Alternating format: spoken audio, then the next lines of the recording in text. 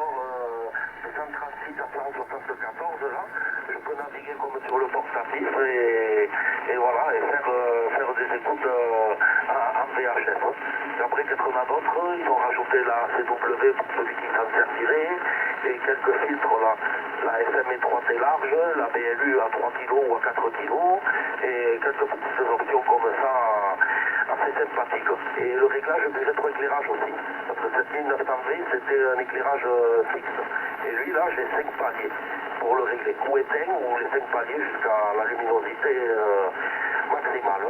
Et là, j'ai repris je sais pas, le micro d'origine, la statique rose et vide rouge que j'avais précédemment, qui était au chaud là, en train d'attendre impatiemment dans le tiroir de reprendre du service. Un retour. Ok, affirmative. Hein. Ok, ben écoute, j'étais en train de faire la vidéo là, comme ça, ben tu verras là comment ça passe. Voilà, mais ça passe dans de bonnes conditions, il n'y a pas de souci. Hein.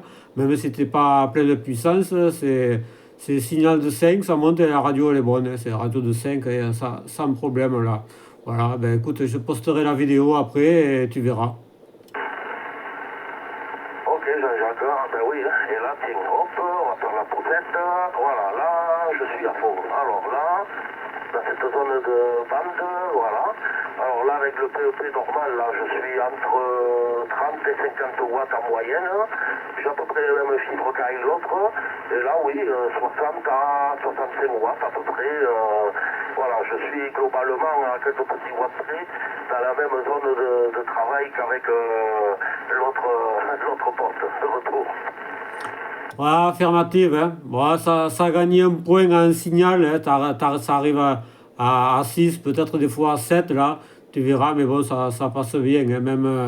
Même comme tu étais au début, là, ça marche bien, quoi. Oh, ok. Ah, et là, même lundi matin, j'avais eu de la chance de l'inaugurer quand je l'avais reçu là. Le mec de GLS, là, il m'avait livré là, à 10h du matin. Ça m'avait laissé le temps de tout contrôler le colis, là, de tout mettre en place comme il faut. Et du coup, j'allais presque couper là vers 1h30 pour passer à table. Et j'entendais là une station là, du nord-ouest de l'Espagne, là, de la Galice, Jaime, 30 éco-kilo 0,72.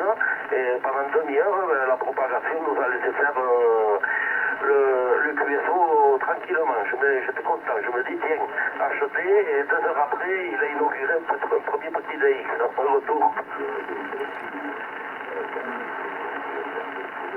Ouais, j'entends du monde derrière. Ah, ok, ouais. Oh, bah, ok, bah, c'est cool, hein. Ça va, ça marche bien. Hein.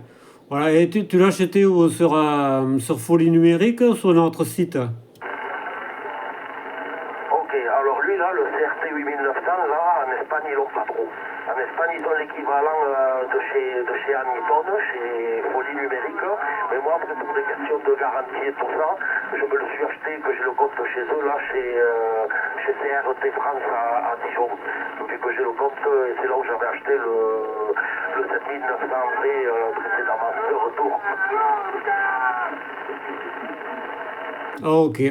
Ok, y a pas de souci, bah, ben, ça va alors. Ouais, CRT, ouais, c'est un bon site aussi, ouais, y a pas de souci, y a pas mal de trucs et ouais, ils sont sérieux comme truc, ouais. Ok, ben ouais, ben ça marche super bien là, voilà, ok. Bon, ben, je vais couper la vidéo et je la posterai tout à l'heure.